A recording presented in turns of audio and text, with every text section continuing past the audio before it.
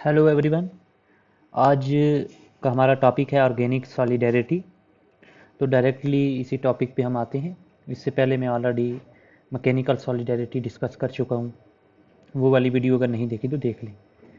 तो जिस तरीके से हमने रिप्रेसिव लॉ पढ़ा था मैकेनिकल सॉलिडेरिटी के रिलेटेड, और उससे किस तरीके से इमाइल दुर्कहेम मैकेनिकल सॉलिडेरिटी पे आता है रिप्रेसिव लॉ से, उसी तरीके से ऑर्गेनिक सॉलिडेरिटी तक पहुंचने के लिए, उसके बारे में जानने के लिए इमाइल दुर्कहेम जो कलेक्टिव रिप्रेजेंटेशन है जिसे स्टडी करता है वो है सिविल लॉ, या इसको हम बोलते हैं रेस्टिट्यूटिव लॉ। अब सबसे पहले इमाइल दुर्कहेम रेस्टिट्यूटिव लॉ को स्टडी करेगा और उसकी कैरेक्टरिस्टिक्स जानेगा, और फिर वो देखेगा कि ये रेस्टिट्यूटिव लॉ सोसाइटी में क्या काम कर रहा है और इस तरीके से कौन सी सॉलिडेरिटी को ये रिप्रेजेंट कर रहा है।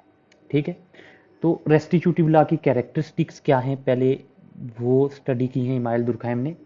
तो इमाइल दुर्कहेम कहता है कि ये जो मैंने मेंशन की ये उसकी कैरेक्टरिस्टिक्स हैं, किसकी, सिविल लॉ की या रेस्टिट्यूटिव लॉ की। पहली बात तो जिस तरीके से रिप्रेसिव लॉ में क्राइम होता है, रिप्रेसिव लॉ में क्या होता है, क्राइम का कंसेप्ट होता है, और क्राइम हमने पढ़ा था वो चीज़ होती है, वो एक्ट होता है जो कलेक्टिव कॉन्शियसनेस के खिलाफ होगा। अब कलेक्टिव कॉन्शियसनेस क्या होती है, कलेक्टिव कंसाइंस, वो आप मेरी वीडियो देख सकते हैं मैकेनिकल वाली। उसी तरीके से ये कहता है कि रेस्टिट्यूटिव लॉ में, सिविल लॉ में एक सिविल रॉन्ग होता है। ठीक है, यहाँ क्राइम का कंसेप्ट नहीं, यहाँ एक इलीगल एक्ट का कंसेप्ट है, एक सिविल रॉन्ग बोल सकते हैं, इलीगल एक्ट। और ये इलीगल एक्ट क्राइम से डिफरेंट है। क्यों? क्राइम पूरी सोसाइटी के इंटरेस्ट के खिलाफ होता है, क्राइम पूरी कलेक्टिव कॉन्शियसनेस के खिलाफ होता है, कॉमन जो क्राइम होता है वो कॉमन इंटरेस्ट के खिलाफ होता है। लेकिन यहाँ पे जो सिविल रॉन्ग है, ठीक है, जो इलीगल एक्ट है, ये एक इंडिविजुअल्स के इंटरेस्ट के खिलाफ होता है, पूरी सोसाइटी के इंटरेस्ट के खिलाफ नहीं होता। ठीक है, दूसरा हमने देखा था कि क्रिमिनल एक्ट में, क्रिमिनल लॉ में क्या होता था, जो पनिशमेंट होती थी, और वो पनिशमेंट कैसी होती थी, उसमें पेन दिया जाता था, सफरिंग दी जाती थी, बहुत हार्श होती थी। ठीक है, लेकिन सिविल लॉ में ऐसा नहीं है, इसमें कोई एक्सपिएटरी सेंक्शन नहीं है। ठीक है, नो एक्सपिएटरी सेंक्शन, मतलब कोई सफरिंग देने वाली बात यहाँ पे नहीं है। ठीक है, तो इससे हमें क्या पता चलता है कि जो क्रिमिनल एक्ट था उसमें पनिशमेंट थी, ठीक है, सफरिंग दी जाती थी, पेन दिया जाता था, और सिविल लॉ में, रेस्टिट्यूटिव लॉ में सफरिंग वगैरह नहीं दिया जाता। मतलब यहाँ पे सिंपल ये किस लिए दी जाती है, ये जो सिविल एक्ट में जो पनिशमेंट तो नहीं होगी, तो फिर सेंक्शन क्या होगी, कौन सी सेंक्शन होगी, यहाँ पर सिंपल जो होता है मेयर रिस्टोरेशन ऑफ स्टेटस को होता है। मतलब जैसे हालात इलीगल एक्ट होने से, जैसे हालात सिविल रॉन्ग होने से पहले थे, जज ये कहता है, कोर्ट ये कोशिश करती है कि वैसे ही हालात को दोबारा से रिस्टोर कर दिया जाए। ठीक है, तो जैसे मान लो किसी ने अगर करप्शन करी है, या कोई और, जैसे किसी ने डोमेस्टिक वायलेंस किया है, तो डोमेस्टिक वायलेंस, इंडिया में डोमेस्टिक वायलेंस क्रिमिनल एक्ट नहीं है। ठीक है, नॉर्मली वो एक सिविल लॉ ही होता है, जो prevention of domestic violence act है। तो उसमें कोर्ट क्या करेगी, एकदम उसको पेन सफरिंग नहीं देगी हस्बैंड को या जिसने भी डोमेस्टिक वायलेंस किया है, बल्कि वो कोशिश करेगी कि जैसे पहले इनमें हालात थे वैसे ही रिस्टोर हो जाएं। उसके लिए वो, आप डोमेस्टिक वायलेंस एक्ट अगर पढ़ोगे तो उसमें 5 किस्म की चीज़ें होती है, जैसे कंपनसेशन होता है, कस्टडी की बात की जाती है, बच्चों की कस्टडी की, इसके बारे में रिस्ट्रिक्शन होती है, हस्बैंड को बोला जाता है तो इस घर में नहीं रहेगा, है ना, औरत को अलग से घर देना पड़ता है, सेपरेट उसको जगह देनी पड़ती है। तो ये सब चीज़ें होती हैं ताकि रिस्टोर हो जाए, जैसे पहले हालात थे इलीगल एक्ट होने की वजह से वैसे ही दोबारा हो जाए। दूसरा इसमें जो होता है प्लेंटिफ, प्लेंटिफ हो गया जो केस फाइल करता है, हु फाइल्स केस। ठीक है, जो केस फाइल करता है उसको प्लेंटिफ बोलते हैं। तो प्लेंटिफ अगर केस हार जाए, ठीक है, जब सिविल एक्ट में एक बंदे ने केस फाइल किया, ऐसे कोई डोमेस्टिक वायलेंस का किसी औरत ने फाइल किया या किसी और बंदे ने कोई केस फाइल किया और वो केस हार जाए, तो फिर सोसाइटी उसको डिस्ग्रेस नहीं करती, कोई सोशल स्टिग्मा वगैरह उसके साथ नहीं होता, उसका ऑनर जो होता है वो इम्प्यून नहीं होता है। ठीक है। इसमें कोई फीलिंग जो होती है रिपग्नेंस की फीलिंग नहीं होती है, ठीक है। मतलब कोई स्टिग्मा वगैरह सिविल लॉ में जब कोई विक्टिम या जब कोई जो केस फाइल करने वाला वो हार जाए तो स्टिग्मा नहीं होता। ये एक्ट जो है, ये जो सिविल लॉ है, इसमें फीलिंग्स हमारी हर्ट नहीं होती, कॉमन फीलिंग्स जो है सोसाइटी की वो हर्ट नहीं होती। एक इंडिविजुअल अपने लेवल पे वो उसको बुरा लग सकता है, उसकी फीलिंग हर्ट हो सकती है। तो वही बात आ गई कि जो ये सिविल लॉ है ये कलेक्टिव कॉन्शियसनेस से रिलेटेड नहीं है। दैट इज ये किससे रिलेटेड है, रादर ये रिलेटेड है इंडिविजुअल कॉन्शियसनेस से। मतलब ये एक इंडिविजुअल के इंटरेस्ट को हर्ट करता है, पूरी सोसाइटी के कॉमन इंटरेस्ट को हर्ट नहीं करेगा, ठीक है। और ये डिफ्यूज नहीं होता। जो क्रिमिनल लॉ होता है वो पूरी सोसाइटी में डिफ्यूज होता है, उसके रिलेटेड बहुत सारी कोर्ट्स होती हैं, ऑलमोस्ट हर कोर्ट जो होती है वो उस केस को ट्राई कर सकती है, ठीक है। लेकिन जो ये सिविल लॉ है, जो रेस्टिट्यूटिव लॉ है, इसके लिए स्पेशल कोर्ट सेटअप की जाती हैं, स्पेशल बॉडीज़ जैसे कि ट्राइब्यूनल्स हो गए, ठीक है। ये ट्राइब्यूनल्स एडमिनिस्ट्रेटिव ट्राइब्यूनल्स भी हो सकते हैं, एडमिनिस्ट्रेशन लॉ से डील करने वाले, ठीक है। एडमिनिस्ट्रेटिव भी हो सकते हैं, ये इंडस्ट्रियल भी हो सकते हैं, ठीक है। इंडस्ट्रियल लॉ से ये और कुछ ट्राइब्यूनल्स हो सकते हैं, ठीक है, जैसे सिविल एडमिनिस्ट्रेटिव ट्राइब्यूनल है कैट इंडिया में। तो स्पेशल यहाँ पे बॉडीज़ बनाई जाती हैं, ठीक है। अब इस सिविल लॉ से हमें क्या चीज़ें पता चलती हैं हमारी सॉलिडेरिटी के रिलेटेड, दुर्कहेम क्या इंटरप्रिटेशन करता है, क्या एक्सप्लेनेशन पे आता है, वो बात हम स्टडी करते हैं। जैसे पहला वो कहता है कि since there is no involvement of common, यहाँ पे कॉमन कॉन्शियसनेस की कोई इन्वॉल्वमेंट नहीं है, पूरी सोसाइटी के कॉमन इंटरेस्ट हर्ट नहीं होते, इसलिए जो रेस्टिट्यूटिव लॉ है वो डील करता है with relationships between particular elements of society and not between individual in society. जो क्रिमिनल एक्ट था, जो क्रिमिनल लॉ था, सॉरी क्रिमिनल लॉ, जो क्रिमिनल लॉ है वो कब, उसमें क्या होता था, एक इंडिविजुअल जो होता था, एक इंडिविजुअल वो एक सोसाइटी, पूरी सोसाइटी के कॉमन इंटरेस्ट के खिलाफ एक एक्ट करता था और पूरी सोसाइटी जो है, पूरी सोसाइटी उसको पनिश करती थी, ठीक है। इंडिविजुअल क्राइम करता था और पूरी सोसाइटी अपनी रिप्रेजेंटेटिव बॉडी के जरिए उसको पनिश करती थी। तो यहाँ पे जो क्रिमिनल लॉ है वो इंडिविजुअल और सोसाइटी के बीच जो रिलेशनशिप है, जो उनके बीच, उसके साथ डील करता है। जबकि जो सिविल लॉ है, जो रेस्टिट्यूटिव लॉ है, वो इंडिविजुअल और सोसाइटी के बीच जो रिलेशन है उसके साथ डील नहीं करता, बल्कि जो इंडिविजुअल्स के अपने रिलेशन है एक दूसरे के साथ, तो उनके साथ डील करता है। मतलब पार्टिकुलर एलिमेंट्स ऑफ वो सोसाइटी क्या होगी वो मैं आपको बताता हूँ कि किससे डील करता है। ये उन रिलेशनशिप से डील करता है जो इंडिविजुअल्स के बीच है, बिटवीन पर्सनस। मतलब एक शख्स का दूसरे, एक आदमी का दूसरे आदमी के साथ जो रिलेशन है, ये इंडिविजुअल, एक इंडिविजुअल का दूसरे इंडिविजुअल से हो सकता है, एक ऑर्गेनाइजेशन का दूसरी ऑर्गेनाइजेशन से हो सकता है, ठीक है। या एक इंडिविजुअल का, एक पर्सन का किसी थिंग से हो सकता है। वो कैसे, एक इंडिविजुअल हो गया, थिंग क्या होगी, प्रॉपर्टी होगी उसकी, जैसे राइट टू प्रॉपर्टी हो गया। राइट टू प्रॉपर्टी कौन सा आ जाएगा, हमारा पर्सन एंड थिंग वाला रिलेशन आ जाएगा, ठीक है। बंदे के इंटेलेक्चुअल प्रॉपर्टी राइट्स हैं, ठीक है। राइट है उसका लैंड के ऊपर, और या मॉर्टगेज करने का राइट है, अपनी लैंड को देकर उसके बदले लोन लेने का उसके पास राइट है। तो दो तरीके के रिलेशनशिप्स जो होते हैं उनसे सिविल लॉ, रेस्टिट्यूटिव लॉ डील करता है। एक जो लोगों के आपस में होते हैं, ठीक है, एक सेकेंड, एक जो लोगों के आपस में एक दूसरे से होते हैं, और दूसरे वो जो लोगों और चीज़ों के बीच होते हैं। तो इमाइल दुर्कहेम कहता है कि ये जो हैं पर्सन और थिंग्स के बीच, इनसे हमें कोई सॉलिडेरिटी, पर्सन और थिंग्स के बीच हमें कोई मतलब कोऑपरेशन, कोई सॉलिडेरिटी हमारे काम की नहीं है, ये इनसे निकल के सामने नहीं आती, ये हमारे काम के नहीं है, इनको हम स्टडी नहीं करेंगे। बल्कि जो पर्सनस के आपस के बीच हैं, एक इंडिविजुअल के दूसरे इंडिविजुअल के साथ, एक ऑर्गेनाइजेशन के दूसरी ऑर्गेनाइजेशन के साथ, वो हमारे लिए इंपॉर्टेंट है, क्योंकि इंडिविजुअल्स के बीच जो रिलेशनशिप्स हैं वो क्या बताते हैं, क्या रिप्रेजेंट करते हैं। ये रिलेशन उनके बीच यूनिटी को, उनके बीच इंटीग्रिटी को, उनके बीच, या हम कह सकते हैं फ्रेंडशिप को, या हम और बोल सकते हैं कि उनके बीच सॉलिडेरिटी को रिप्रेजेंट करते हैं, ठीक है। उनसे जो इंडिविजुअल के बीच रिलेशनशिप्स हैं, ठीक है। तो ये हमारे कंसर्न के हैं, दूसरे वाले हमारे कंसर्न के नहीं। 10 रेस्टिट्यूटिव लॉ इंश्योर्स करता है, रेस्टिट्यूटिव लॉ किस लिए सोसाइटी ने बनाया है, ताकि जो रिलेशनशिप्स पर्सनस के बीच हैं वो स्ट्रांग रहें, वो रिलेशनशिप्स वैसे ही बने रहें जो लोगों के बीच कोऑपरेशन पैदा हो और लोगों के बीच सॉलिडेरिटी पैदा हो, एक दूसरे के राइट्स लोग वायलेट ना करें, जो सप्लायर है वो बायर के राइट्स ना वायलेट करे, ठीक है। जो एक बंदा है टेनेंट है, उसके राइट्स लैंड लॉर्ड जो है वो वायलेट ना करे, लैंड लॉर्ड के राइट्स टेनेंट ना वायलेट करे। तो इनके बीच ताकि जो कन्फ्लिक्ट के ना हो बल्कि क्या हो, सॉलिडेरिटी हो, ये चीज़ें इंश्योर करता है, ठीक है, कि सॉलिडेरिटी हो लेकिन कन्फ्लिक्ट ना हो, ठीक है। ये कौन इंश्योर करता है, ये रेस्टिट्यूटिव लॉ। तो अब मतलब ये हमें क्लियर हो गया कि रेस्टिट्यूटिव लॉ किसी एक टाइप की सॉलिडेरिटी से डील करता है, एक साली टाइप की सॉलिडेरिटी को रिप्रेजेंट करता है जो इंडिविजुअल्स के बीच में आपस में पैदा होती है। और हमें पता है कि हर एक इंडिविजुअल दूसरे इंडिविजुअल से डिफरेंट होता है, ठीक है। अगर वो कॉमन होता तो कॉमन वाली हमारे पास कौन थी, एक पूरी सोसाइटी के जैसे कॉमन वो फील करता, तो फिर हम उससे डील करता है मैकेनिकल सॉलिडेरिटी, और लॉ होता है क्रिमिनल लॉ। लेकिन रेस्टिट्यूटिव लॉ इंडिविजुअल के इंटरेस्ट एक दूसरे से डिफरेंट हैं और उनको प्रोटेक्ट करने की कोशिश करता है कि हर इंडिविजुअल के इंटरेस्ट प्रोटेक्टेड रहें, तो इसलिए ये एक किस्म की सॉलिडेरिटी से डील करता है। अब ये सॉलिडेरिटी किस टाइप की है, इसका नेचर क्या है, वो हम स्टडी करते हैं, ठीक है।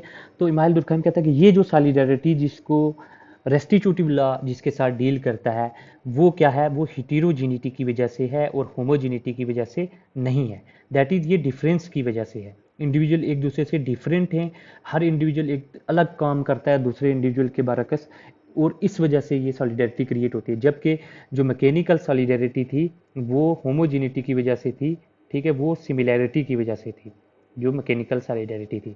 लेकिन जो ये वाली सॉलिडेरिटी है जो जिसको रेस्टिट्यूटिव लॉ रिप्रेजेंट करता है, ये हिटेरोजिनिटी की वजह से है, ये डिफरेंस की वजह से है, ठीक है। तो यहाँ पे क्या है कि जो इंटरेस्ट यहाँ पे इन्वॉल्व हैं वो इंडिविजुअलिस्टिक हैं, वो शेयर्ड नहीं है, ठीक है। तो मैकेनिकल सॉलिडेरिटी में सारे जो सिमिलैरिटी से डील करता है वो कॉमन आइडियाज़ से डील करती थी, कॉमन आइडियाज़ लोगों के होते थे, जैसे कॉमन रिलीजन है तो एक रिलीजन सारे के मानने वाले लोगों में आपस में यूनिटी थी, सॉलिडेरिटी थी। लेकिन जो ये वाली सॉलिडेरिटी है, ये इसमें शेयर्ड इंटरेस्ट नहीं होते, इसमें इंडिविजुअल के इंटरेस्ट इन्वॉल्व होते हैं, और क्योंकि इंडिविजुअल के इंटरेस्ट इन्वॉल्व होते हैं और हर इंडिविजुअल एक दूसरे से डिफरेंट फील करता है, हर इंडिविजुअल के इंटरेस्ट यूनिक होते हैं, तो इसलिए यहाँ ये डिफरेंस की वजह से क्रिएट होती है। अब आप ये बोलोगे कि डिफरेंट, एक इंसान दूसरे से डिफरेंट है तो फिर उसमें आपस में यूनिटी, इंटीग्रिटी, अट्रैक्शन कैसे पैदा होगी, फ्रेंडशिप कैसे पैदा होगी। तो इसके लिए ऑलरेडी मैं बता चुका हूँ, एरिस्टोटल का कंसेप्ट, इमाइल दुर्कheim की जो मैकेनिकल सॉलिडेरिटी जब हमने पढ़ी थी उसमें भी थोड़ा बताया है, लेकिन यहाँ पे हम डिटेल में पढ़ेंगे। तो इमाइल दुर्कheim की पूरी थ्योरी यही है कि दो टाइप की सॉलिडेरिटी होती हैं, मैकेनिकल और ऑर्गेनिक। और जो मैकेनिकल होती है वो सिमिलैरिटी की वजह से पैदा होती है, जहाँ पे डिवीजन ऑफ लेबर बहुत सिंपल होता है या होता ही नहीं। लेकिन जो ये है, ये वाली सॉलिडेरिटी जो हिटेरोजेनिटी डिफरेंस की वजह से है, इसको कौन क्रिएट करता है, ये पॉसिबल कैसे हो सकता है कि दो बंदे एक दूसरे से डिफरेंट हैं, दो ऑर्गेनाइजेशन एक दूसरे से डिफरेंट है, फिर भी उनमें सॉलिडेरिटी हो, ये चीज़ पॉसिबल करता है डिवीजन ऑफ लेबर। तो इमाइल दुर्कheim की पूरी थ्योरी यही है, उसकी हाइपोथेसिस हमने जब स्टार्ट किया था डिवीजन ऑफ लेबर, तो आप वो वीडियो दे सकते हैं। इमाइल दुर्कheim ने हाइपोथेसिस दी थी कि division of labour solidarity create करता है, ठीक है। और वो कौन सी सॉलिडेरिटी है, वो ये वाली सॉलिडेरिटी है जो जिसकी बात हम अभी कर रहे हैं, जिससे रेस्टिट्यूटिव लॉ डील कर रहा है। इसका नाम हम जाके मैं आपको बाद में नीचे बताता हूँ। तो इसको डिवीजन ऑफ लेबर पॉसिबल बनाता है। वो कैसे, डिवीजन ऑफ लेबर क्या करता है, जो इंडिविजुअल के बीच जो डिफरेंस है ना, जो डिफरेंट इंटरेस्ट हैं हर इंडिविजुअल के, डिवीजन ऑफ लेबर उन डिफरेंस को एक दूसरे पे म्यूचुअली डिपेंडेंट बना देता है, हर इंसान को एक दूसरे पे डिपेंडेंट बना देता है, उनके बीच जो रिलेशनशिप है उनको रेसिप्रोकल रिलेशनशिप बना देता है, ठीक है। तो मतलब जो इंडिविजुअल है, इंडिविजुअल में असल में क्या हो रहा है, असल में कन्फ्लिक्ट है, डिफरेंस क्या हो गया, एक किस्म का कन्फ्लिक्ट, ठीक है, इंडिविजुअल के बीच डिफरेंस है। लेकिन डिवीजन ऑफ लेबर क्या करता है, डिवीजन ऑफ लेबर यहाँ पे इस कन्फ्लिक्ट को फंक्शनल बना देता है, फंक्शनल बना देता है कैसे, डिपेंडेंस क्रिएट करके, एक इंसान को दूसरे इंसान पे डिपेंडेंट क्रिएट कर दे रहा है। वो कैसे करता है, वो मैं आपको एग्जांपल्स बताता हूँ, ठीक है। ये एग्जांपल्स आप उसमें लिख सकते हो। जैसे फैमिली में हम देखते हैं कि सेक्सुअल डिवीजन ऑफ लेबर होती है। सेक्सुअल डिवीजन ऑफ लेबर क्या हुआ, on the basis of sex. Sex दो किस्म की हमने बात करी, एक मेल एक फीमेल। तो इसमें सेक्सुअल डिवीजन ऑफ लेबर क्या हो गया कि मेल अपनी कैपेसिटी के हिसाब से वो उसको असाइन कर दिए जाते हैं कुछ रूल्स। कौन से रूल्स, जैसे हम बात करते हैं कि ब्रेड अर्नर जो होगा, ब्रेड अर्नर जो होगा वो मेल को बना दिया जाता है, फीमेल को जैसे वो नर्सिंग का काम करेगी, बच्चों की रियरिंग का काम करेगी और घर का काम करेगी, ठीक है। तो ये काम औरतों को दे दिया जाता है, फीमेल को, और मेल को ये काम फैमिली में दे दिया जाता है, वो कमाएगा, ठीक है। मतलब जो घर से बाहर के काम है वो मेल करता है, जॉब वॉब, और फीमेल को दे दिए जाते हैं घर के अंदर के काम। तो इस तरीके से दोनों एक दूसरे से डिफरेंट थे, मेल अलग है फीमेल अलग है, लेकिन डिवीजन ऑफ लेबर उन दोनों को एक दूसरे पे डिपेंडेंट बना देता है। कैसे? अब फीमेल अकेला अगर सिर्फ नर्सिंग का काम करेगी तो वो खाना कहाँ से खाएगी, कमा के उनको उसको कौन देगा? तो वो खुद सारा काम नहीं कर पाती, तो इसलिए मेल उसको कमा के देता है, मेल का काम है, तो फीमेल मेल पे डिपेंडेंट होगी। और इसी के साथ साथ मेल भी फीमेल पे डिपेंडेंट है। वो कैसे?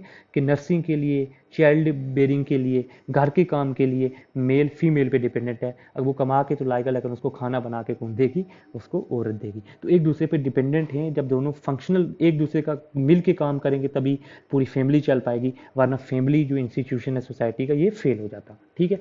और इस ये जो इंस्टीट्यूशन है, ये जो रूल्स हैं, जो मेल परफॉर्म करता है और जो फीमेल परफॉर्म करता है, ये कोई वायलेट ना करे, इसलिए सोसाइटी क्या बना देती है?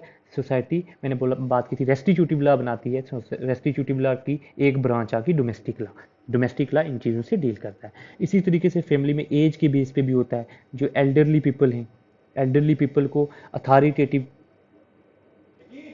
अथॉरिटेटिव उनको रोल दे दिया जाता है कि वो जो फैमिली में एल्डरली लोगों को बोला जाता है कि वाइज हैं, तो विजडम है इनके पास, इसलिए उनको अथॉरिटेटिव जो वो बोलते हैं पूरी फैमिली वो फॉलो करती है, ठीक है। और आजकल के दौर में, मॉडर्न दौर में, एल्डरली पीपल को चिल्ड्रन की जो एजुकेशन है, चिल्ड्रन की जो देखभाल है, ठीक है, चिल्ड्रन की जो सोशलाइजेशन है, उसका काम भी इनको दे दिया जाता है। क्योंकि हस्बैंड और वाइफ आजकल आजकल के दौर में हस्बैंड और वाइफ दोनों का काम करते हैं, बाहर दोनों वर्क करते हैं, दोनों बिजी रहते हैं, तो एल्डरली पीपल को ये दे दिया जाता है। और एल्डरली पीपल क्योंकि कमा नहीं रहे, तो इसलिए ये कमाने के लिए किस पे डिपेंडेंट है? ये डिपेंडेंट है एडल्ट पर्सनस पर, ठीक है। तो एक दूसरे पे किस तरीके से डिवीजन ऑफ लेबर ने डिपेंडेंट कर दिया, मतलब ये डिवीजन ऑफ लेबर बेसिकली कर क्या रहा है? ये इंसान को पार्ट टाइम प्रोड्यूसर बना रहा है, कि इंसान सिर्फ कुछ आधी ही टास्क कर पा रहा है, पूरी कंप्लीट टास्क एक पार्टिकुलर इंसान नहीं कर पा रहा है, और फुल टाइम कंज्यूमर है। कंज्यूम वो सब चीज़ें कर रहा है, लेकिन वो प्रोड्यूस पूरी की पूरी चीज़ प्रोड्यूस नहीं कर पा रहा है, ठीक है। एल्डरली पीपल जो है पूरी खाते पूरा है, लेकिन वो बना नहीं पा रहे हैं उतना, ठीक है। तो इसलिए वो दूसरे पे डिपेंडेंट है, ठीक है। जैसे कोई भी डिवीजन ऑफ लेबर में आप टास्क ले लो, कोई बड़ा काम ले लो, से एक कार बनानी है, ठीक है, एक कार बनानी है, तो इसमें एक इंडिविजुअल, पहले पुराने ज़माने में अगर कार तो नहीं थी पर शूज़ होते थे, तो पूरा इंडिविजुअल खुद पूरे के पूरे शूज़ बना लेता था, वो उनका मालिक होता था। वो किसी को भी उसको बेच के उसके बदले में पैसे ले सकता था, अपना काम चला सकता था।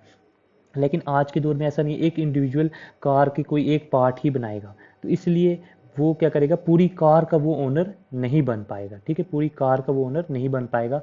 वो इसलिए पूरी फैक्ट्री पे डिपेंडेंट है, ठीक है। पूरी कार, तो कार का ओनर कौन होगा? फैक्ट्री, पूरी इंडस्ट्री, तो वो उस पर डिपेंडेंट है। एक इंडिविजुअल जो है वो कुछ ही पार्ट प्ले कर रहा है, फुल पार्ट प्ले नहीं कर पा रहा, पार्ट टाइम प्रोड्यूसर है, फुल टाइम कंज्यूमर, तो इसलिए डिपेंडेंस क्रिएट हो रहा है।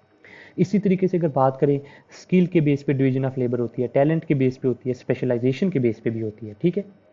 तो जैसे हम बात करें तो एक लेंडर होता है, एक बारोवर होता है। नॉर्मली इनमें कन्फ्लिक्ट होता है, बट क्योंकि ये एक दूसरे पे डिपेंडेंट हो जाते हैं, नॉर्मली तो कन्फ्लिक्ट होता है, क्योंकि बारोवर चाहेगा कि वो लेंडर को कम से कम इंटरेस्ट दे, लेकिन लेंडर चाहेगा कि बारोवर से ज़्यादा इंटरेस्ट ले, तो कन्फ्लिक्ट रहेगा। लेंडर को तभी फायदा होगा जब ज़्यादा से ज़्यादा लूटेगा बारोवर को, तो एक कन्फ्लिक्ट है। लेकिन फिर भी एक दूसरे पे डिपेंडेंट है, क्योंकि बारोवर का काम लेंडर के बिना नहीं चल सकता, और लेंडर का काम जब बारोवर नहीं होगा तो उसके बिना नहीं चलेगा।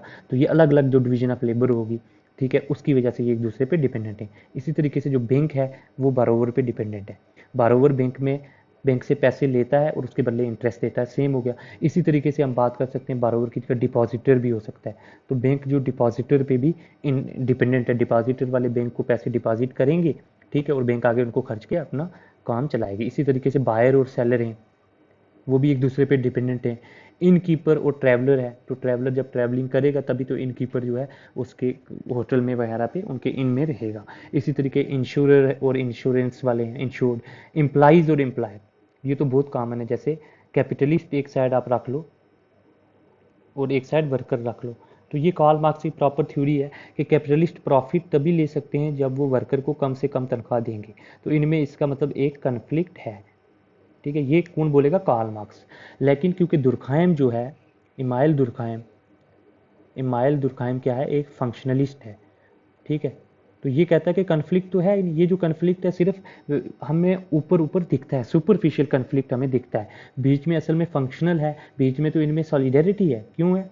क्योंकि एम्प्लॉइज को एम्प्लॉयर चाहिए और एम्प्लॉयर को एम्प्लॉय चाहिए। कैपिटलिस्ट को वर्कर की ज़रूरत है, वर्कर को कैपिटलिस्ट की ज़रूरत है। अगर पूरे वर्कर जो हैं वो छोड़ के चले जाएंगे, रिबेलियन पे आ जाएंगे, पूरे वर्कर जो हैं वो हड़ताल पे चले जाएंगे, तो फैक्ट्री बंद हो जाएगी, ठीक है। और इसी तरीके से अगर वर्कर्स जो हैं हड़ताल पे चले जाएंगे, फैक्ट्री बंद हो जाएगी, तो वर्कर्स का खाना पीना कैसे चलेगा? तो ये तभी अच्छे से सॉलिडेरिटी तभी बनी रहेगी जब ये एक दूसरे के साथ मिलजुल के काम करेंगे, और ये solidarity division of labour possible बनाता है। फिर भी इनके रिलेटेड कोई गड़बड़ ना हो जाए, कोई इंडिविजुअल कोई फैक्ट्री में, तो उसके लिए हमारे पास जो सिविल लॉ बनाया सोसाइटी ने, उसकी एक ब्रांच है कॉन्ट्रेक्चुअल लॉ, एक कमर्शियल लॉ, ये दोनों इससे डील करेंगे। इसी तरीके से सेम है टेनेंट और लैंड ओनर के बीच भी।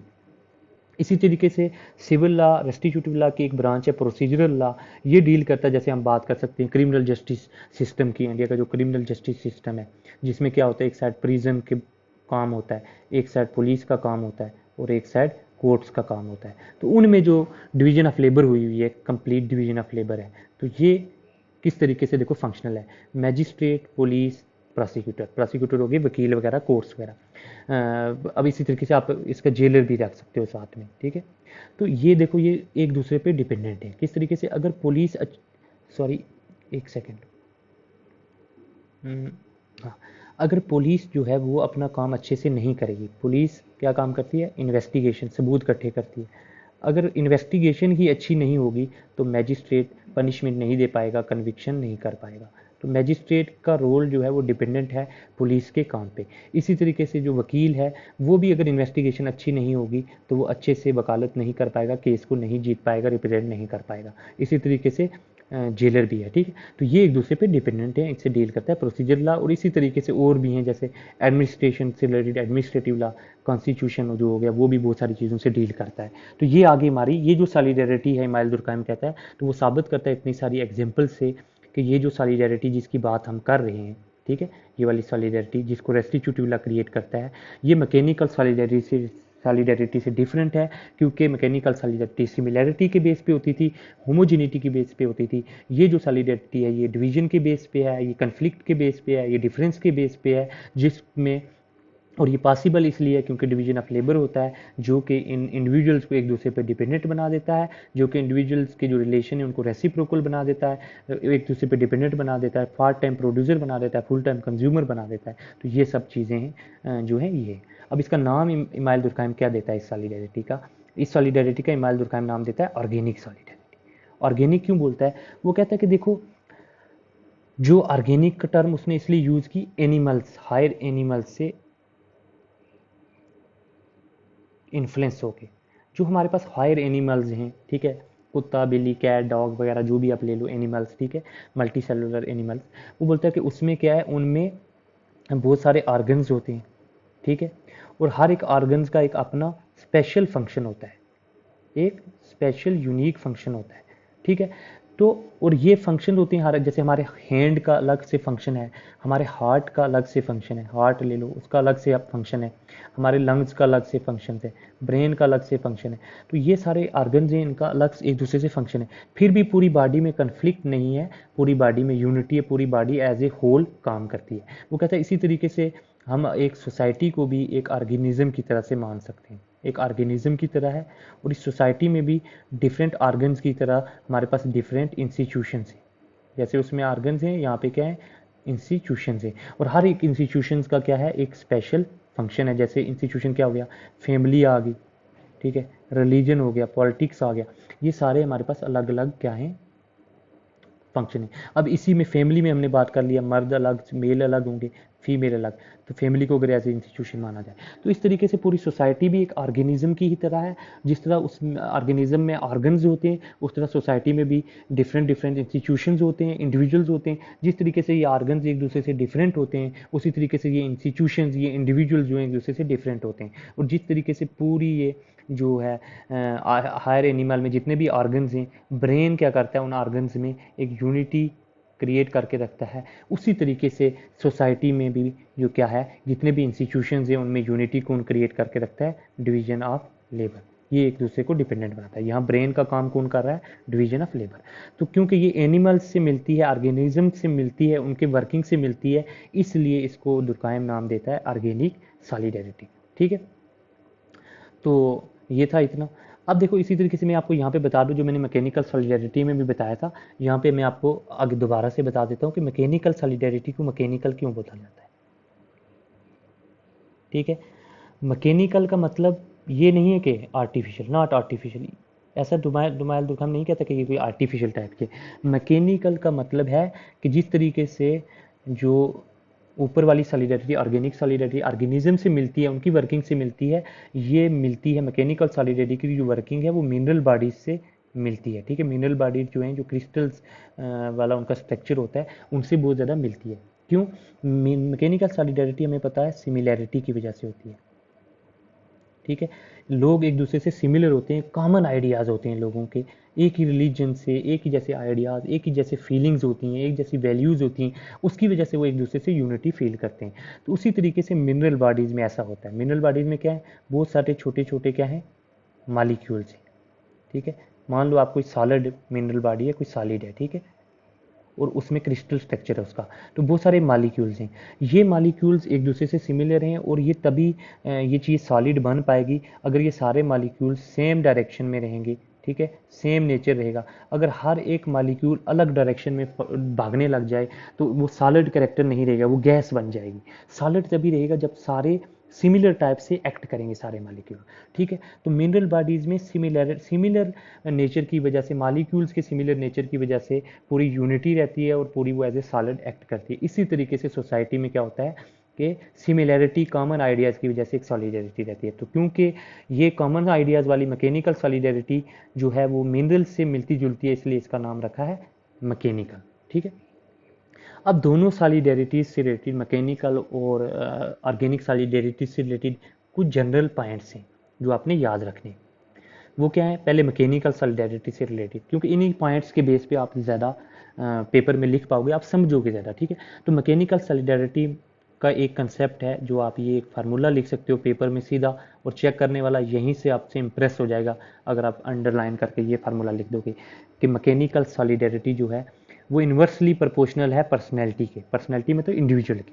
ठीक है, जितनी, इसका मतलब क्या है कि जो इंडिविजुअलिटी है, पर्सनैलिटी हो गया इंडिविजुअलिटी, यूनिकनेस। ठीक है, जितनी ज़्यादा इंडिविजुअलाइजेशन सोसाइटी में क्या होगी, कम होगी, अगर ये कम होगी तो उतनी ज़्यादा मैकेनिकल सॉलिडेरिटी सोसाइटी में ज़्यादा होगी। ठीक है, या यूँ कह सकते हैं कि जितनी ज़्यादा सोसाइटी में मैकेनिकल सॉलिडेरिटी होगी, उतनी ज़्यादा जो इंडिविजुअलिटी है, एक इंडिविजुअल का जो सेल्फ है, ठीक है, एक इंडिविजुअल की यूनिक पर्सनैलिटी है, वो उतनी कम हो जाएगी। ठीक है, तो इसका मतलब जहाँ पे कोलेक्टिव कॉन्शियसनेस, मैकेनिकल सॉलिडेरिटी किसकी वजह से आ जाती है, कॉमननेस की वजह से, कोलेक्टिव कॉन्शियसनेस की वजह से।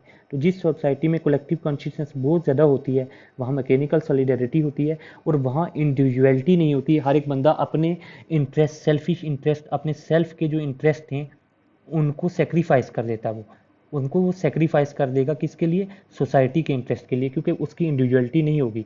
हर एक बंदा एक दूसरे इंडिविजुअल से सिमिलर होगा, हर एक बंदा वैसे ही उसके आइडियाज़ होंगे, वैसे ही उसका रिलीजन होगा जो पूरी सोसाइटी का रिलीजन है। तो इंडिविजुअल का अपना यूनिक रिलीजन नहीं हो सकता, अपनी इनोवेशन कोई नहीं होगी। ठीक है, कोई उसका यूनिक टैलेंट पे, वो अगर उसका टैलेंट कुछ अलग है तो वो वाला काम नहीं कर पाएगा जो उसका टैलेंट जो उसको रिप्रेजेंट करता है। मतलब वो अगर म्यूज़िक में बहुत ज़्यादा अच्छा है तो वो म्यूज़िक नहीं बजा पाएगा अगर पूरी सोसाइटी अलो नहीं करेगी। अगर सोसाइटी बोल देगी कि म्यूज़िक हराम है, म्यूज़िक जो है, या अगर ये बंदा ये शराब पीना चाहता है तो अल्कोहलिज्म के लिए पूरी सोसाइटी उसके खिलाफ है, तो ये इंडिविजुअल की इंडिविजुअलिटी, वो उसके अल्कोहल नहीं पी पाएगा, और इनफैक्ट ये चीज़ उसके माइंड में आएगी ही नहीं। ठीक है, वो खिलाफ जाएगा ही नहीं, वो अपने इंटरेस्ट को पूरी सोसाइटी के इंटरेस्ट के खिलाफ क्या करेगा, सबज्यूम कर देगा, पूरी सोसाइटी के आगे आगे सेक्रीफाइस कर देगा। और इसी का उल्टा है कि अगर ये पर्सनैलिटी ज़्यादा हो जाए, इंडिविजुअलाइजेशन सोसाइटी में बहुत ज़्यादा हो जाए, बहुत ज़्यादा लोगों में डिफरेंट व्यूज़ आ जाएं, डिफरेंट आइडियाज़ आ जाएं, सोसाइटी में बहुत ज़्यादा डिफरेंट रिलीजन्स आ जाएं, तो उस वक्त मैकेनिकल सॉलिडेरिटी सोसाइटी से गायब हो जाएगी, कॉमन को कलेक्टिव कॉन्शियसनेस सोसाइटी में नहीं रहेंगी, कॉमन आइडियाज़ नहीं रहेंगे, और सोसाइटी में उस वक्त कौन सी आ जाएगी, ऑर्गेनिक सॉलिडेरिटी। तो मतलब हम बात कर सकते हैं कि मैकेनिकल सॉलिडेरिटी और ऑर्गेनिक सॉलिडेरिटी एक दूसरे के टोटली अपोजिट हैं। या मैकेनिकल सॉलिडेरिटी सोसाइटी में बढ़ेगी, इंडिविजुअलिटी कम हो जाएगी, ऑर्गेनिक सॉलिडेरिटी कम हो जाएगी। ऑर्गेनिक सॉलिडेरिटी सोसाइटी में बढ़ेगी क्योंकि वो इंडिविजुअलाइजेशन की वजह से आएगी, तो कॉमन आइडियाज़ कम हो जाएंगे और मैकेनिकल सॉलिडेरिटी सोसाइटी में कम हो जाएगी। तो इसका मतलब टोटली दो डिफरेंट सोसाइटीज़ में मैकेनिकल सॉलिडेरिटी एक डिफरेंट सोसाइटी में ऑपरेट कर सकती है, और ऑर्गेनिक सॉलिडेरिटी डिफरेंट टाइप की सॉलिडेरिटी में, डिफरेंट टाइप की सोसाइटी में ऑपरेट करेगी। ठीक है, तो वही मैंने लिखा है कि व्हेन द कॉमन आइडियाज़, जब कॉमन आइडियाज़ और कॉमन टेंडेंसी जो है सोसाइटी में, उन वो नंबर उनका जो है वो ज़्यादा हो जाएगा, उनका नंबर ज़्यादा हो जाएगा। ठीक है, कॉमन आइडियाज़ ज़्यादा से ज़्यादा होंगे, और इंटेंसिटी भी जब कॉमन आइडियाज़ की बहुत ज़्यादा होगी, इंटेंसिटी होगी डेप्थ, ठीक है, ग्रेविटी, जब ज़्यादा डीप लोगों में क्या होगा, कॉमन आइडियाज़ होंगे, कॉमन फीलिंग्स उनकी एक दूसरे से जुड़ी हुई होंगी, तो उस वक्त जो पर्सनल आइडियाज़ हैं इंडिविजुअल के, जो इंडिविजुअल आइडियाज़ और टेंडेंसीज हैं वो सोसाइटी में क्या हो जाएंगे, वो कम हो जाएंगे। ठीक है, और मैकेनिकल सॉलिडेरिटी सोसाइटी में प्रीडोमिनेट करेगी। अब इसका मतलब क्या है कि यहाँ पे एक कंसेप्ट आ गया हमारे पास टू अपोजिंग फोर्सेस का, मतलब सोसाइटी में दो अपोजिट फोर्सेस चल रही हैं। ठीक है, तो ये आप जो है ये इसी से मैंने आपको समझा भी दिया किस तरीके से दोनों ये मैकेनिकल और ऑर्गेनिक सॉलिडेरिटी है, इंडिविजुअल इंटरेस्ट और कलेक्टिव इंटरेस्ट एक दूसरे के अपोजिट चल रहे हैं, तो इन्हीं को अपोजिट फोर्सेस बोलते हैं। तो ये एक आप जो मैंने यहाँ पे कोट लिखा है, ये पूरा कोट, ये आप पूरा एग्जैक्ट वर्ड टू वर्ड याद ना हो तो कोई बात नहीं, लेकिन ये आप थोड़ा बहुत इसके वर्ड्स आप जो हैं वो याद कर लीजिए, ये आप पेपर में लिख सकते हैं, वो नंबर कैचिंग होगा। ये एग्जैक्ट मैंने, मुझे अच्छा लगा तो मैंने इमाइल दुर्कheim का पूरा कॉपी किया हुआ है। ठीक है, तो इमाइल दुर्कheim कहता है कि हर इंडिविजुअल की कॉन्शियसनेस जो होती है, हर किसी की कॉन्शियसनेस में दो कॉन्शियसनेस होती हैं। ऐसा ही कुछ सिमिलर जो है एक और भी हमारा, उसका मुझे अभी नाम नहीं याद आ रहा, जो मतलब ये शिकागो स्कूल ऑफ थॉट का एक और ब्लैक सोशोलॉजिस्ट भी था। ठीक है, शिकागो स्कूल ऑफ थॉट का, उसने भी ऐसा ही कुछ बोला था, टू कॉन्शियसनेस का कंसेप्ट था। अगर आपको किसी को वो नाम याद है, ठीक है, वो ब्लैक सोशोलॉजिस्ट था, शिकागो स्कूल ऑफ थॉट से तल्लक रखता था, मतलब ये सिंबॉलिक इंट्रैक्शन वाले। ठीक है, तो अगर किसी को याद है, किसी मेरे व्यूअर को जो देखता है मेरी रेगुलरली वीडियोस, तो वो उसका मुझे कमेंट में मेंशन कर दे, मुझे याद नहीं आ रहा, मैं बता भी दूंगा। तो वैसा ही उसका भी सिमिलर टाइप है, तो इसलिए मुझे अच्छा लगा। इमाइल दुर्कheim भी कहता है कि हर इंसान की कॉन्शियसनेस जो होती है, हर इंसान का जो सेल्फ होता है, उसमें दो टाइप के सेल्फ होते हैं, दो कॉन्शियसनेस होती हैं। एक जो कॉमन है, एक पूरी सोसाइटी के साथ कॉमन है, जो पूरी सोसाइटी की कॉन्शियसनेस है, पूरी सोसाइटी की जो कलेक्टिव कंसाइंस है, वही उसकी भी कंसाइंस होती है, पूरी सोसाइटी का जो व्यूज़ हैं वही उसके भी होते हैं, वो हमारे माइंड के अंदर होते हैं। और दूसरा जो है, और ये जो होती है ये हमारी खुद की नहीं होती। ठीक है, ये जो व्यूज़ होते हैं, ये जो ये पूरी सोसाइटी के साथ कॉमन है, ये हमें एज एन इंडिविजुअल हमारे सेल्फ को रिप्रेजेंट नहीं करते। ठीक है, बल्कि ये ऐसा है कि जैसे सोसाइटी हमारे अंदर रह रही है और सोसाइटी हमसे हमारे अंदर एक्ट कर रही हो, हमारे सेल्फ के अंदर, हमारे माइंड के अंदर। ऑन द अदर हैंड एक कंट्रेरी, एक टोटली अपोजिट जो है कॉन्शियसनेस भी मौजूद है हमारे अंदर। ठीक है, जो हमें एक इंडिविजुअल को रिप्रेजेंट करती है, जो पूरी हमारी पर्सनल होती है, जो डिस्टिंक्टिव होती है, हमारी सेल्फ डिज़ायर्स होती हैं, हमारे सेल्फिश इंटरेस्ट होते हैं, हमारे सेल्फ इंटरेस्ट होते हैं, वो उसको रिप्रेजेंट कर सकती है। तो हर एक इंसान के अंदर दो कॉन्शियसनेस है, एक जो सोसाइटी को रिप्रेजेंट करती है, कलेक्टिव है, कॉमन है, और दूसरी जो हमें रिप्रेजेंट करती है, इंडिविजुअल को रिप्रेजेंट करती है। ठीक है, तो इसका मतलब ये दोनों एक दूसरे से, जैसे मैंने ऊपर ही बता दिया कि ये दोनों किस तरीके से इस फार्मूले के तहत एक दूसरे से, ये दोनों कॉन्शियसनेस अपोजिट हैं, कलेक्टिव कॉन्शियसनेस और इंडिविजुअल कॉन्शियसनेस किस तरीके से अपोजिट हैं। तो इनको हम ऐसे एक मतलब एनालॉजी से स्टडी कर सकते हैं कि एक तरफ जैसे सेंट्रीपिटल फोर्स है और एक तरफ सेंट्रीफ्यूगल फोर्स है। ठीक है, सेंट्रीपिटल फोर्स जो इंडिविजुअल, जो पर्सनल इंडिविजुअल के इंटरेस्ट है, इंडिविजुअल की कॉन्शियसनेस को रिप्रेजेंट करती है, किस तरीके से इंडिविजुअल अंदर घुसना चाहता है, अपने सेल्फ के अपने अलग से व्यूज़ रखना चाहता है, और सेंट्रीफ्यूगल फोर्स किस तरीके से बाहर की तरफ एक्ट कर रही है, सोसाइटी के व्यूज़, सोसाइटी के साथ कॉमन जुड़ने की कोशिश कर रही है। इस तरीके से जैसे ये दो फोर्सेज हमारे अंदर एक्ट कर रही हैं, तो दोनों क्या है, अपोजिट हैं एक दूसरे के। तो ये एक आइडिया था जो आप पेपर में लिख सकते हो, या इसके बेस पे आप आंसर दे सकते हो, या किस तरीके से ये सेंट्रीफ्यूगल सेंट्रीपिटल साइंस के कंसेप्ट, क्योंकि इमाइल दुर्कheim एक पॉजिटिविस्ट है, तो आप ये भी कभी क्वेश्चन आ जाए कि पॉजिटिविस्ट पॉजिटिविज्म क्या साइंस, सोशोलॉजी एक साइंस है कि नहीं, तो उसमें आप, मैंने ऑलरेडी उस पर बहुत डिटेल में वीडियो बनाई है। आप छोटे मोटे कंसेप्ट कुछ भी ना याद रहे तो ये चीज़ें भी लिख सकते हो, ठीक है। तो ये मैंने बात कर दी, वही बात ऊपर से डिराइव होता है कि कलेक्टिव कॉन्शियसनेस जो है वो इंडिविजुअल कॉन्शियसनेस से डिफरेंट है, तो एक दूसरे के अपोजिट है, इन्वर्सली प्रोपोर्शनल है। और मैंने बोला था कि ये टोटली इसका मतलब दो डिफरेंट टाइप की सोसाइटीज़ को ही रिप्रेजेंट कर रही है, क्योंकि एक ही सोसाइटी में इंडिविजुअलाइजेशन भी मौजूद हो, इंडिविजुअल कॉन्शियसनेस भी मौजूद हो और कलेक्टिव कॉन्शियसनेस भी मौजूद हो, कॉमन आइडियाज़ भी हों, ऐसा बहुत कम होगा, ऐसा नहीं पॉसिबल है, ठीक है।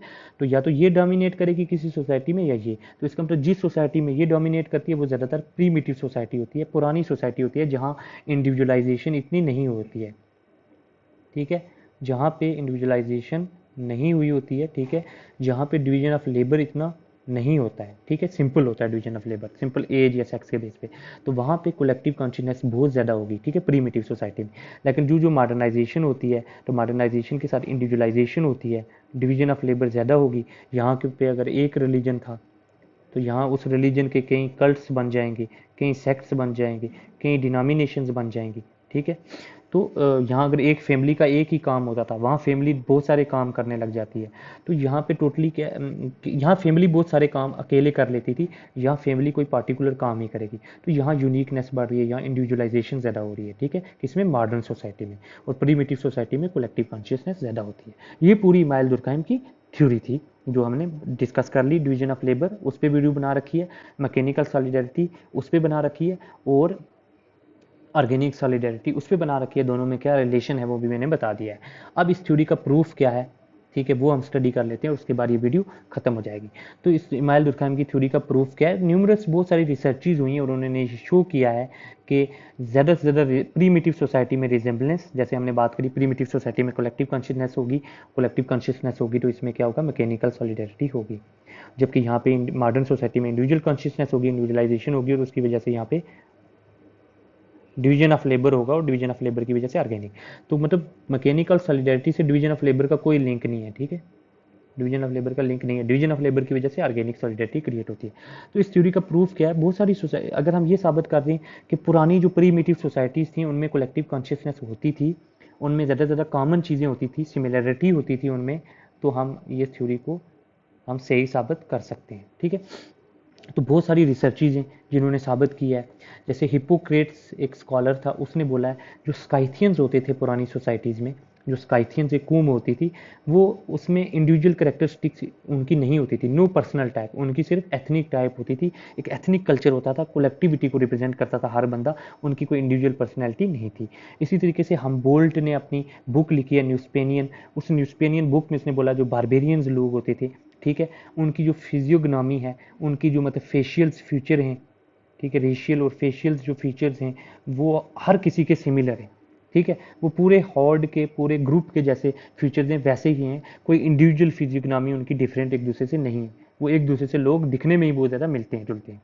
इसी तरीके से डॉक्टर लिबॉन एक था, उसने क्या किया, बहुत सारी रेसिस के उसने डिफरेंट डिफरेंट रेसिस ली, डिफरेंट डिफरेंट सोसाइटीज़ ली, और उनमें इंडिविजुअल्स के जो स्कल्स थे, ठीक है, उनकी स्टडी करी, और उसने क्या फाइंडिंग दी, उसने फाइंडिंग दी जो क्रेनियल कैपेसिटी है, मतलब जो बंदे के माइंड की, जो स्कल की माइंड की कैपेसिटी है, जो साइज़ है, ठीक है, वो अगर हम एक रेस ले लें तो उस रेस में डिफरेंट जो इंडिविजुअल्स हैं उनका जो क्रेनियल कैपेसिटी है, वो उनमें जो डिफरेंस है वो इंक्रीज होता है जैसे सोसाइटी मोर से मोर एडवांस होती जाती है।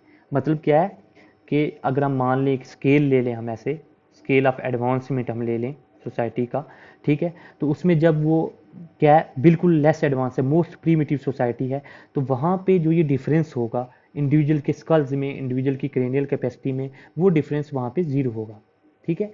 और जूं जूं मतलब जीरो होने का मतलब डिफरेंस अगर जीरो होता है मतलब यहाँ पे मोस्ट सिमिलर, सब लोगों के क्रेनियल कैपेसिटी एक दूसरे के साथ मिलती जुलती होगी, एक दूसरे से उनकी कैपेसिटी, ठीक है। लेकिन जूं जूं हम क्या है आगे बढ़ते हैं, सोसाइटी एडवांस हो जाती है, सिविलाइज्ड हो जाती है, तो ये जो डिफरेंस है वो बढ़ता जाता है, मतलब लोगों में डिसिमिलैरिटी, लोगों में डिफरेंस बढ़ता जाता है। तो ये भी साबित कर रहा है कि इसकी डॉक्टर लिबॉर्न की थ्योरी भी इस चीज़ को साबित कर रही है इमाइल दुर्कheim की। इसने और एग्जांपल दिए इसी अपनी थ्योरी को डॉक्टर लिबॉर्न ने, कि जैसे अंडमान आइलैंडर्स जो हैं, अंडमान में रहने वाले जो टोडास भी हैं, जैसे वो सारे एक दूसरे से मिलते जुलते हैं, आर अलाइक, उनके रेशियल फीचर सबके सिमिलर हैं, उनमें उनके कैरेक्टर्स भी जो हैं एक दूसरे से मिलते जुलते हैं, वो एक जैसे ही काम करते हैं, ठीक है। इसी तरीके से डॉक्टर लिबॉर्न कहता है जो नेग्रो होता है, ठीक है, उसके जो उसका जो कैरेक्टर होता है वो इनडिस्प्यूटेबल है, मतलब उसका कैरेक्टर पूरी सोसाइटी के कैरेक्टर से ही मिलता जुलता है। हर एक नेग्रो अलग से ही एक्ट नहीं करेगा, जैसे उस नेग्रो की पूरी सोसाइटी एक्ट करती है। हम मान सकते हैं अगर कोई हमें नेग्रो मिलता है तो हमें पूरी सोसाइटी के बारे में पता है कि सोसाइटी के लोग ज़्यादातर कैसे होते हैं, तो हम बोल सकते हैं कि ये नेग्रो, ये इंडिविजुअल नेग्रो भी जो है ये उस वैसा ही काम करेगा, वैसा ही कैरेक्टर होगा। तो ये इनडिस्प्यूटेबल है, होमोजेनिटी डॉक्टर लिबोन कहता है, ठीक है।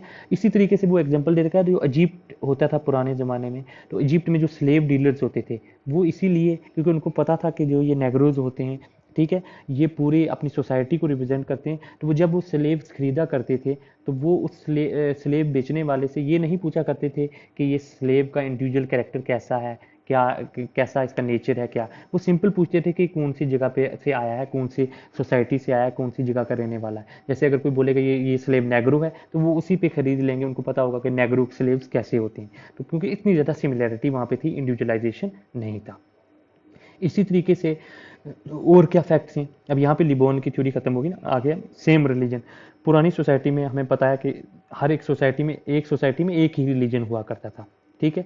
जैसे किसी सोसाइटी में क्रिश्चियनिटी होगी, किसी में कोई और एनिमिज्म, नेचरिज्म, कोई और रिलीजन होगा, किसी में कुछ रिलीजन होगा। तो हर सोसाइटी में एक से ज़्यादा रिलीजन नहीं होते थे। आज तो इंडिया में बहुत सारे रिलीजन है, उस वक्त पूरी इंडिया में एक ही कोई, जैसे ब्राह्मणिज्म होता था, वैदिक रिलीजन होता था पुरानी टाइम पे, ठीक है, एक ही टाइप का रिलीजन होता था। वही रिलीजन उसमें उस वक्त वही रिलीजन ही सारे काम करता था, कॉमन होता था। एथिक्स भी उस रिलीजन से डिराइव होती थी, लॉ भी, साइंस भी, पॉलिटिक्स भी, ये सब जो है प्रीमिटिव सोसाइटी में सेम होते थे। पूरा रिलीजन इनको इनकम्पास करता था, इसलिए डिफरेंट आइडियाज़ नहीं होते थे। सेम रिलीजन की वजह से लोगों के आइडियाज़, लोगों की वैल्यूज़ जो हैं वो सेम होती थी, ठीक है। तो इसलिए सिमिलैरिटीज़ वहाँ पे होती थी। फिर हमें पता चलता है कि पुरानी सोसाइटी में जो लॉ था, जब हम उसको इमाइल दुर्कheim के हिसाब से पुरानी सोसाइटी में लॉ रिप्रेसिव होना चाहिए, ठीक है, क्योंकि वहाँ पे पूरी कॉमन इंटरेस्ट है तो उससे रिप्रेसिव लॉ डील करता है। तो लुबाक ने, इमाइल दुर्कheim कहता है कि लुबाक की स्टडी भी मेरी इस थ्योरी को प्रूफ करती है। उसने बोला है जो लोवेस्ट सोसाइटीज़ होती हैं, जो प्रीमिटिव सोसाइटी होती हैं, उनका लॉ कंप्लीटली रिप्रेसिव होता है, ठीक है। वहाँ रेस्टिट्यूटिव, ये मॉडर्न सिविल लॉ वहाँ पे कम होता है, ठीक है। अब एक और कंसेप्ट है जो मैंने अपने क्वेश्चन भी डाला था अपने चैनल पे, कि दोनों सोसाइटीज़ जो सॉलिडेरिटीज़ हैं, ठीक है, एक तरफ ऑर्गेनिक सॉलिडेरिटी है और एक तरफ से मैकेनिकल सॉलिडेरिटी है। तो इन दोनों सॉलिडेरिटी में ज़्यादा स्ट्रॉन्ग कौन सी है, ठीक है, कौन सी सॉलिडेरिटी ज़्यादा अच्छी है, ज़्यादा स्ट्रॉन्ग है। तो इमाइल दुर्कheim कहता है कि ये स्ट्रेंथ हम कैसा पता करेंगे, अगर हमें ये बोलता है कि जितनी इजीली अगर किसी सॉलिडेरिटी को ब्रेक किया जाए तो वो उतनी वीक होगी, और जो उस ब्रेक होने से ज़्यादा रेजिस्ट करेगी जो सॉलिडेरिटी, वो ज़्यादा स्ट्रांग होगी। तो स्ट्रेंथ इस पे डिपेंड करती है, the edge which it can be broken, ठीक है। जितना ज़्यादा रेजिस्टेंस होगा उतनी ज़्यादा स्ट्रेंथ ज़्यादा होगी, जितना इजीली ब्रेक हो जाएगी, ठीक है, उतना ज़्यादा वो वीक होगी।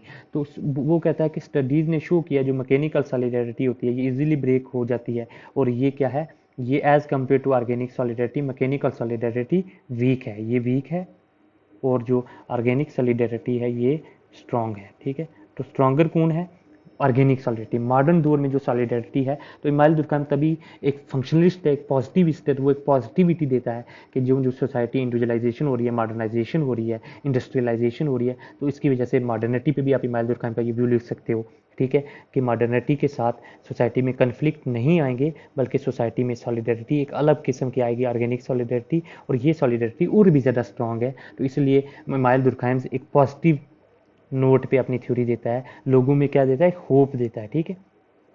तो इमाइल दुर्कheim जब यू पीरियड आप याद रख लो, जब वो देता था तो तब क्या फ्रेंच रेवोल्यूशन आया था, जब इमाइल दुर्कheim अपनी थ्योरी दे रहा है। तो फ्रेंच रेवोल्यूशन की वजह से ही एक सोशोलॉजी भी उस वक्त शुरू में नई नई आई थी, ठीक है। वो इसीलिए आई थी क्योंकि इतनी ज़्यादा होपलेस हो गई थी सोसाइटी, इतने कन्फ्लिक्ट्स बढ़ रहे थे, क्राइम्स बढ़ रहे थे, सब कुछ हो रहा था। तो इमाइल दुर्कheim ने कहा नहीं नहीं, मॉडर्न दौर में ये सब अच्छी है। हमें जो फ्रेंच रेवोल्यूशन जो हो रहा है, जो नई नई आइडियाज़ आ रहे हैं, इंडिविजुअलाइजेशन हो रही है, हमें इन्हें एक्सेप्ट करना चाहिए। हमें वापस बैकवर्ड जो है डिक्टेटरशिप वाली सोसाइटीज़ में नहीं जाना चाहिए, डिवाइन सोसाइटीज़ में नहीं जाना चाहिए। हमें मॉडर्निटी को एक्सेप्ट करना चाहिए, क्योंकि इसके साथ ऑर्गेनिक सॉलिडरिटी आएगी, वो स्ट्रांग है वो, ठीक है। तो एक होप देता है सोसाइटी को। तो ये भी आप इमाइल दुर्कheim ऑन मॉडर्निटी पे जब क्वेश्चन आता है, सिंपल मॉडर्निटी पे, तो आप इमाइल दुर्कheim का भी व्यू लिख सकते हो एक, ठीक है। अब हर्बर्ट स्पेंसर भी, उसने भी अपनी स्टडी करी और वो कहता है कि देखो पुराने ज़माने में क्या होता था, एक इंडिविजुअल, एक ग्रुप को ज्वाइन करने का नेसेसरी होता था। जो लोअर सोसाइटीज़ होती थी, हर्बर्ट स्पेंसर बोलता है, उनको ज्वाइन करना इंडिविजुअल के लिए ज़रूरी होता था कि वो ज्वाइन करे, क्योंकि ग्रुप के बाहर तो नहीं रह सकता, ठीक है। बट कंटिन्यू करना ज़रूरी नहीं होता था, ये कोई उस पर कोई ज़्यादा बंदिश नहीं होती थी, ठीक है। जब कंटिन्यू करना ज़रूरी नहीं है इंडिविजुअल पे, तो वो इसका मतलब वो इंडिविजुअल पूरे ग्रुप को छोड़ के जा भी सकता है। जब छोड़ के जा सकता है तो मतलब इजीली ब्रेक होगी इस पूरी सॉलिडरिटी। तो मतलब क्या है कि मैकेनिकल सॉलिडरिटी वीक है। जैसे वो एग्जांपल देता है हर्बर्ट स्पेंसर, बलोंडाज एक ट्राइब है साउथ अफ्रीका में, वो बहुत मोबाइल है, बहुत ज़्यादा मूव कर जाते हैं। वो जब उनमें ऑपरेशन बढ़ती है तो पूरी फैमिली सोसाइटी को छोड़ के दूसरी जगह पे चली जाती है। ऐसा ही कुकीज़ ट्राइब में भी होता है। इसी तरीके से वो एक बोलता है कि जो रोमन होता है, जब वो रोमन जो है वो उसको कोई बाहर की कंट्री प्रिजनर बना लेती थी, ठीक है, तो उसको क्या होता था, पूरी बाकी जो पीछे की रोमन सोसाइटी थी वो बोलती थी कि वो अब बाहर की कंट्री में उन्हें प्रिजन बना दिया, वो उनसे साथ मिल गया होगा, वो अब हमारा सिटीजन ही नहीं रहा, वो हमारा बंदा ही नहीं रहा। तो किस तरीके से पूरी सॉलिडेरिटी होती थी, लेकिन अचानक ब्रेक हो गई कि उस इंडिविजुअल को अचानक पूरी सोसाइटी ने छोड़ दिया। इसी तरीके से कालमुक्स, मंगोल्स, जो हर्बर्ट स्पेंसर बोलता है, वो अपना चीफ चेंज कर देते हैं। जब उन्हें चीफ ओप्रेस करता है, वो उस चीफ को छोड़ के दूसरे चीफ के पास चले जाते हैं। तो देखो कितनी वीक हैं। लेकिन इसके बारह अगर एडवांस सोसाइटीज़ में देखा जाए तो अपोजिट ही होता है। एडवांस सोसाइटी में ऑर्गेनिक सॉलिडरिटी होती है, ये ज़्यादा स्ट्रॉन्गर है, ठीक है। अब क्यों? क्योंकि इसकी एग्जांपल देता है, ठीक है, ये हर्बर्ट स्पेंसर वो कहता है कि जैसे मान लो कि लिवरपूल जो था, ये कॉटन कपड़े, मतलब ये क्लॉथ मैन्युफैक्चरिंग के लिए बहुत ज़्यादा मशहूर था, ठीक है, कॉटन के कपड़े। तो कॉटन डिस्ट्रिक्ट होती थी जो इसको क्या बहुत सारी रॉ मटेरियल प्रोवाइड करती थी, ठीक है। अब वो बोलता है कि अगर कॉटन डिस्ट्रिक्ट वाले लोगों में ये हड़ताल पे आ जाएं, इनमें और लिवरपूल वालों में आपस में क्या हो जाए, इनमें अगर वो हो जाए, डिफरेंस पैदा हो जाए, इनमें क्या हो जाए, आपस में कन्फ्लिक्ट आ जाए, तो दोनों को ही नुकसान होगा, ठीक है। तो उससे क्या होगा, पूरी इंडस्ट्री बंद हो जाएगी अगर रॉ मटेरियल ही नहीं जाएगा। जब रॉ मटेरियल ही नहीं जाएगा तो यहाँ पे तो ये इंडस्ट्री बंद हो जाएगी। जब इंडस्ट्री बंद हो जाएगी तो उसकी मदद से ये जो कॉटन वाले लोग हैं, जो कॉटन पहले बेचा करते थे, वो मोर्टेलिटी, वो भूखे मर जाएंगे, ठीक है। तो एक दूसरे पे डिपेंडेंट है। तो इसलिए वो बोलता है कि ऑर्गेनिक सॉलिडरिटी कितनी स्ट्रांग है, क्योंकि दूसरी दोनों को डिवीजन ऑफ लेबर ने किस तरीके से एक दूसरे पे डिपेंडेंट बना दिया है। तो ये बहुत ज़्यादा स्ट्रांग है। ये ऐसा मॉडर्न दौर में कन्फ्लिक्ट का होना बहुत कम होंगी, पॉसिबल नहीं है, नियर टू इम्पॉसिबल है। सिमिलरली कोल माइनिंग एरिया और उसके इर्द गिर्द पॉपुलेशन रहती है जो मेटल को स्मेल्ट करती है। ये कोल प्रोवाइड करेंगे, वो फैक्ट्री में जाएगा, ठीक है, फैक्ट्री में मेटल की स्मेल्टिंग होगी। अगर ये हड़ताल पे आ जाएंगे तो ये भी है, अगर इनमें, तो इसलिए इन दोनों को मिलजुल के ही काम करना पड़ेगा, ठीक है। तो इसलिए ये दोनों को भी डिवीजन ऑफ लेबर ने डिपेंडेंट बना दिया है। ये सॉलिडेरिटी भी बहुत ज़्यादा स्ट्रांग है। अब बोलता है इसीलिए, तो बोलता है कि ये इतने एक दूसरे पे डिपेंडेंट हैं कि मॉडर्न दौर में अगर हम वायलेंट रिबेलियंस की बात करें, वह ठीक है, वायलेंट इनेक्सेशंस की बात करें, तो आज के दौर में ज़्यादा से ज़्यादा ज़मीनें लोग इनेक्स नहीं करते। ज़्यादा से ज़्यादा आज के दौर में जंगें जो हैं, वॉर्स वगैरह, ये मॉडर्न दौर में कम होती हैं। और पहले ये आजकल लेस फ्रीक्वेंट है एडवांस सोसाइटी में, लेकिन पहले पुरानी सोसाइटी में ये बहुत ज़्यादा होती थी, ठीक है। आज की सोसाइटी में इसलिए कम है क्योंकि इससे पूरी सोसाइटी में जो डिवीजन ऑफ लेबर है वो डिस्टर्ब हो जाएगा और सबको ही नुकसान होगा। आज अगर कोई भी दो कंट्रीज आपस में वार करती हैं तो उससे पूरी दुनिया में क्या हो सकता है, एक क्राइसिस, इकोनॉमिक क्राइसिस आ सकती है, ठीक है। जैसे यूक्रेन का अभी वार चल रहा है रशिया के साथ, तो उससे इंडिया के इंटरेस्ट पे भी असर पड़ रहा है, पाकिस्तान के भी, अमेरिका के भी, सबके इंटरेस्ट पे असर पड़ रहा है। तो कोई भी नहीं चाहेगा आज के दौर में वार हो। तो इसलिए वायलेंट इनेक्सेशन आजकल कम हो रही हैं, इसलिए क्योंकि ऑर्गेनिक सॉलिडेरिटी स्ट्रांग है। इसलिए एडवांस सोसाइटी में अगर आप एक और बात देखें तो एक इंडिविजुअल अपनी नेशनैलिटी चेंज नहीं कर सकता इजीली। मतलब वहाँ पे क्या होता था, रोमन गया बाहर, उसको बाहर वाले ने मान लिया, बोला वो हमारा सिटीजन ही नहीं था। ऐसा इस वक्त नहीं है। इस वक्त तो बंदा चाह कर भी अपनी नेशनैलिटी चेंज करना चाहे तो बहुत डिफिकल्ट प्रोसीजर है। और अगर किसी को सिटीजनशिप लेनी है दूसरी कंट्री की तो वो भी डिफिकल्ट है। मतलब छोड़ के भी नहीं जा सकता, और कोई नया बंदा बाहर से आके सिटीजनशिप लेना चाहे तो उसके लिए भी बहुत डिफिकल्ट लॉज हैं। पूरी सोसाइटी उसको जनरली डिसक्रेडिट कर रही है, जैसे रोहिंग्याज का इशू चल रहा है, ठीक है। तो आज ऑर्गेनिक सॉलिडरिटीज इतनी है, ठीक है, कि कोई इतनी स्ट्रांग है कि कोई उसमें मतलब उसको ब्रेक नहीं किया जा सकता, ऐसे रूल्स बनाए हुए हैं, ठीक है, ये सिविल लॉ ने, ठीक है, रेस्टिट्यूटिव लॉ ने, ठीक है, जो हमारे कॉन्स्टिट्यूशनल लॉ हो गया, जैसे ये कॉन्स्टिट्यूशन ने हमारे सिटीजन के रूल बनाए। ये कॉन्स्टिट्यूशन क्या है, एक रिप्रेसिव रेस्टिट्यूटिव लॉ का ही एक, मैंने बात करी थी, सिविल लॉ का ही एक टाइप है। तो किस तरीके से इन्होंने ऑर्गेनिक सॉलिडिटी को ये रूल्स प्रोटेक्ट करते हैं, ठीक है, इसको स्ट्रांग बना के रखा है। और इसका टोटली अपोजिट होता है प्रीमिटिव सोसाइटी में। वहाँ पे क्या होता है, जब वहाँ पे क्या होता है, आपने देखा बाहर जो गया वो गया, जो रोमन को कैप्चर कर लिया वो हमारा बंदा रहा ही नहीं, इजीली ब्रेक होगी। और जो अंदर आने वाले थे, जैसे जंग करके किसी को कैप्टिव बना के था, तो उनको दो उनके अंजाम होते थे, या तो उनको मार दिया जाता था, या अगर मारते नहीं थे तो वो अपने उनको अडॉप्ट कर लेते थे, अपने ट्राइब का बंदा बोल देते थे कि हमारी ट्राइबल है, तो उनकी क्या हो जाती थी, एसिमिलेशन हो जाती थी, उनको एसिमिलेट कर देते थे पुरानी सोसाइटी में, ठीक है। तो वो अपने ही बंदे बन जाते थे। जैसे क्या होता था, स्लेव्स लाते थे वीमेन को, ठीक है, एंड चिल्ड्रन को लाते थे स्लेव बनाकर, तो उनको अपनी सोसाइटी में एक हिस्सा दे देते थे, वो सोसाइटी के मेंबर बन जाते थे। हालांकि वो लोअर लेवल पे उनको अनटचेबल बोल देंगे, कुछ को कुछ बोल देंगे, लेकिन उनको सोसाइटी का हिस्सा बना देते थे, उनको प्रोटेक्ट करते थे, ठीक है। तो यही है, पीपल इन एडवांस सोसाइटी में क्या होते हैं। अब एक और ये इसका रीज़न ऐसा क्यों है, क्यों वो बाहर वालों को अडॉप्ट कर लेते थे, वो एडवांस सोसाइटी में क्यों उनको छोड़ के नहीं दिया जाना देते, एडवांस सोसाइटी में क्यों सॉलिडरिटी ज़्यादा है। एक और रीज़न ये है कि एडवांस सोसाइटी में हर एक बंदा यूनिक होता है, हर एक बंदा एक दूसरे से डिफरेंट होता है, हर एक बंदे के पास अपनी एक स्पेशलाइजेशन होती है, ठीक है।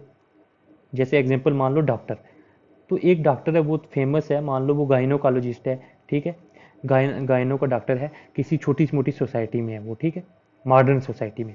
अब वो इतना स्पेशलाइजेशन है कि उसका काम कोई और करने वाला हमें नहीं मिलेगा, ठीक है, वो इरिप्लेसेबल है, ठीक है। अब इसके काम, ऐसा काम करने वाले ऐसे डॉक्टर कितने होंगे, गिने चुने ही। आगे इंडिया में मान लो डॉक्टर्स की कमी है, इसी तरीके से कोई जज है तो वो भी इरिप्लेसेबल है। अगर जज को हम सोसाइटी से निकाल देंगे, जाने देंगे, या जज को हम बहुत ज़्यादा क्रिमिनल टाइप की पनिशमेंट दे देंगे इंडिविजुअल्स को, ठीक है, उनको डेथ कैपिटल पनिशमेंट दे देंगे, तो उसके काम को रिप्लेस कौन करेगा, पूरी सोसाइटी को एक डेंजर पैदा हो जाएगा, उसका सर्वाइवल एग्जिस्टेंस कैसे रहेगी। तो इसीलिए आज के दौर में क्योंकि इंडिविजुअल यूनिक है, एक दूसरे से टोटली डिफरेंट है, तो एक दूसरे को वो रिप्लेस नहीं कर सकते। अगर एक बंदा मार गया तो वो यूनिक था, वो चला गया, वैसा टैलेंट अब दोबारा नहीं आएगा। लेकिन प्रीमिटिव सोसाइटी में लोग सिमिलर थे, एक दूसरे की कॉपी होते थे, एक दूसरे के साथ डुप्लीकेट होते थे, सब बंदे एक ही जैसा काम करते थे, सारे फार्मर हैं, एक क्योंकि डिवीजन ऑफ लेबर क्या है वहाँ पे बहुत कम है, तो एक मार भी गया तो दूसरे पे कोई असर नहीं पड़ेगा, इसलिए उस वहाँ पे क्रिमिनल लॉ होता था, क्रिमिनल लॉ होता था, स्ट्रांग पनिशमेंट होती थी, ठीक है। क्रिमिनल लॉ बहुत ज़्यादा वहाँ पे क्या था, डोमिनेट करता था लार्जली, और वहाँ पे हार्श पनिशमेंट होती थी, इम्प्यूटेट कर दिया जाता था, मार दिया जाता था, ठीक है, क्योंकि उनको कोई परवाह नहीं थी कि एक मार गया तो हज़ारों ऐसे हो रहे। तो ये था इसका प्रूफ।